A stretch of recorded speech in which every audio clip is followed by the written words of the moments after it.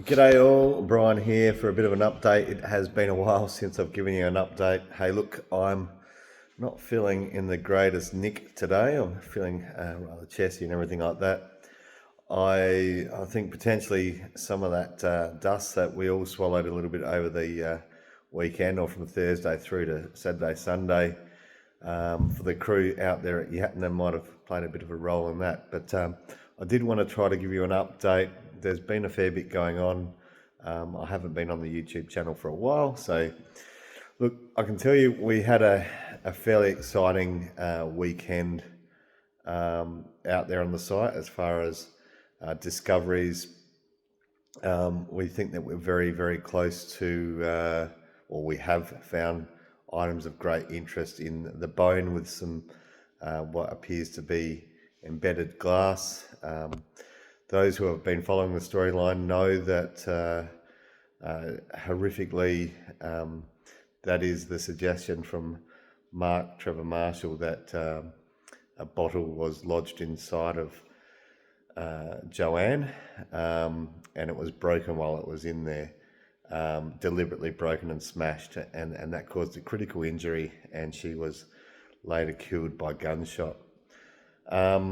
We also found a shoe which is of a similar nature and a similar style to one that was on the screening table of the SA Police searches in 2014 on that site, some probably 30-40 metres away from where we found this shoe, was where they were digging in the well or looking into the well, and had that shoe on the screening table. So it is thought that that shoe was there as a reference.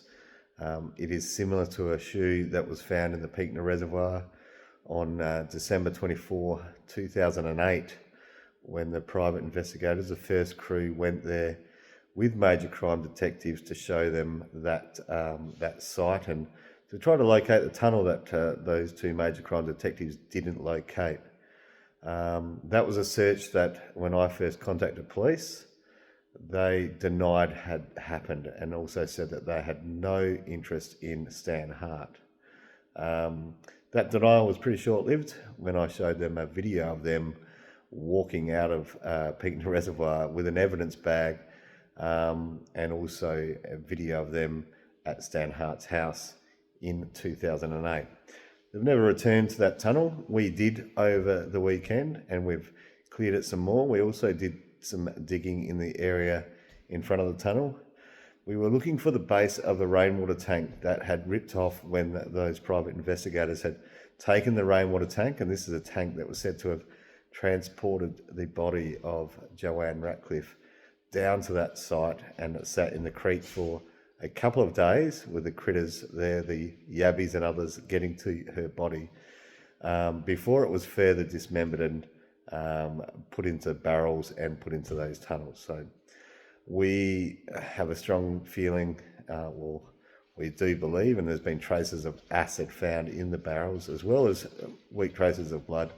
We do believe that an acid was used in those barrels to break down the bodies, and that is why it is so difficult to get a trace from those barrels on anything really, really substantial there. Hence, we were looking at the site in front of the tunnel. We hadn't dug it earlier because we did not want to expose that site to the elements, or to any or give off any great leads of what we were looking for in case it got tampered with. Same as Stan Hart's place, we were on the scent of what we were looking for, some suitcases that we were told were going to be there, having been buried by members of that family, and curious to know what was in those suitcases. As for the well dig, we had a little bit slower progress at the well than we would have liked. It's quite a feat to be down 40 feet already, and then trying to get those last sort of 10 feet to go into the 1970s. There's a lot of work that needs to be done around the site, around the hole, to be able to safely keep digging down there. That's about it for a wrap on where we're at. The bone sits there. One forensic pathologist has quickly come and said it does not appear to be human. Another one has a much different view on that, and their first suggestion was that it was human and looked like it came from the pelvis area. I'll let the experts determine between themselves. They can have that argument between themselves. What we say our job is to go out there and find the stuff and bring it to the table, and keep on fighting like Joe. So that's our catch cry, fight like Joe. We're going to get some, what do we say, paraphernalia, some stickers out there soon if you'd like to support us. That's one way of showing some support. I know that Joe Ratcliffe's family member, Susie, and all the supporters through the Leave a Light On Inc. Site, which I'm involved in. I know we're all very grateful of the support and for her family and for the broader community that we're working in. Keep being part of it. I will try to keep you updated.